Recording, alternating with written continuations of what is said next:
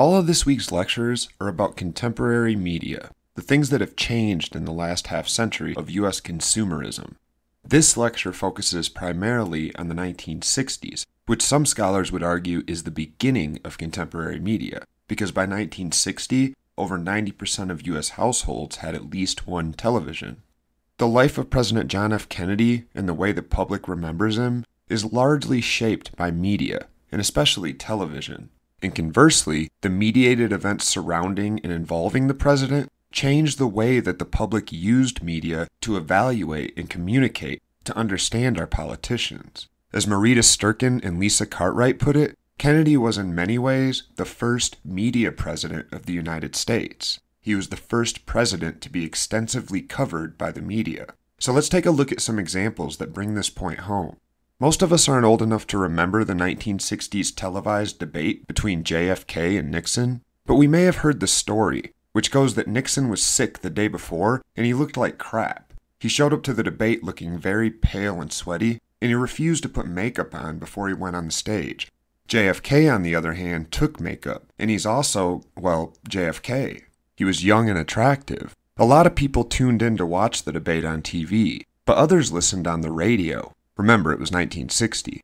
People who watched the debate on television overwhelmingly believed that JFK had won, while those that listened to it on the radio believed that Nixon had won. This was the first time that it really became apparent that appearance is important on television, especially in politics. Of course, that sentiment is on steroids today, where our political culture is, well, updated to say the least. But back then, this was a new idea. The second thing about JFK is the way that his image has become iconic. Nowadays it symbolizes something more than just him, a sense of hope and of progress. Part of that was because JFK was fighting for civil rights when he died, and that narrative is very much tied up with people like Martin Luther King Jr. and Malcolm X. This image was used in one of his political ad campaigns, and it may look a little bit familiar to you because a very similar photo also came out about Obama in his first presidential election. Note the similarities between the two. The men have paralleling stories as well. They were both young and attractive when they entered politics. They have these kind of idealistic families, 2.3 kids, a dog, and a wife, and they both represented civil rights. JFK was also the first Catholic president, but he really got famous when he died. As Biggie Smalls said, "You're nobody until somebody kills you." JFK was certainly well known and loved before his assassination, but afterwards he became a symbol of determination and sacrifice.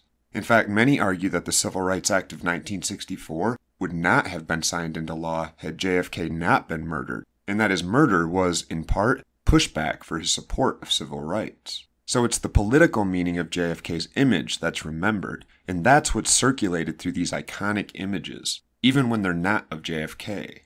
The last thing I want to talk about is the Zapruder film. It was taken of President JFK's assassination in Dallas, Texas. This was the first time that huge news like this was not captured by journalists, but by a bystander. The practice is pretty common today, where we see videos all the time of things like police brutality captured by bystanders. So JFK dies in 1963, and in 1964, Marshall McLuhan came out with his very famous phrase. He said the medium is the message. In McLuhan's view, it isn't what is said so much as how it's presented that decides how people will understand the message. We have newspapers, radio, television, film, and the form in which a message is delivered is just as important as the content of that message. This is from an episode of Sex and the City, where Sarah Jessica Parker's character is broken up with on a sticky note. "I'm sorry, I can't, don't hate me." The entire episode is her talking about how offensive it was that her boyfriend had broken up with her in this way. And today we do the same thing with text messages. Don't break up with somebody by text message. It says more than the actual words you use. We all get that, right? But McLuhan took it a step further. He was looking at the way we engage with different forms of media. Imagine your favorite podcast.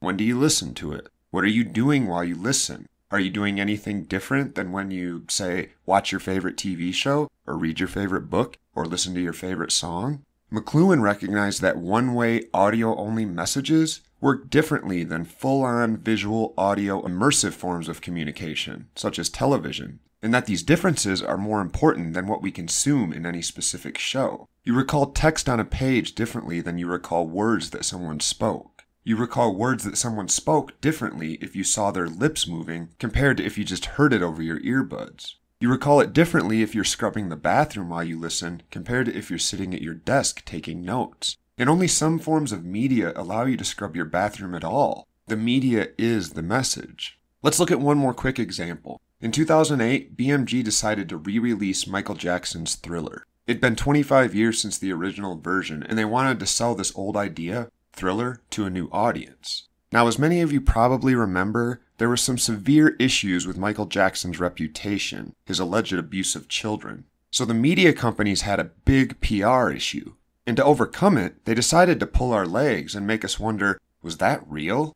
They wanted to reach young people because guess who buys the majority of music? Young people. And anyway, the old folks already knew about Michael Jackson, and we weren't going to be convinced to uncancel him based on some clever dance moves. But the young people, the new generation, they might love some clever online viral clips. At that time, flash mobs were a thing. I'm going to show you just a couple seconds of one of the clips that they used.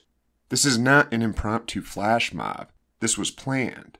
Those are professional dancers, and they did these all over the world. London, Beijing, New York. They did it everywhere they released the album. But the record company didn't put their name on anything. They just released these videos and let the internet chew them up and share them. And the result was that we weren't really sure if these were legitimate, if these were real flash mobs, or if we were being tricked as consumers. And to some degree it didn't matter. It was fun to watch. Now think about if we had been watching television instead of tuning into our social media. We may have been angry that they presented it as real, even though it wasn't. After all, we tune into TV for 30-minute shows which are presented as genred, as news or as comedy or as drama, but never unlabeled figure this out yourself. We're supposed to know what we're watching, and when we're deceived on television, we don't like it. Now, of course, some of the flash mob videos that showed up after the originals were organic. Because as we keep coming back to in this class over and over, life does indeed imitate art. But the form of media utilized made this entire thing possible. It wouldn't have worked on the radio, or the movie screen, or on a billboard. The medium is the message.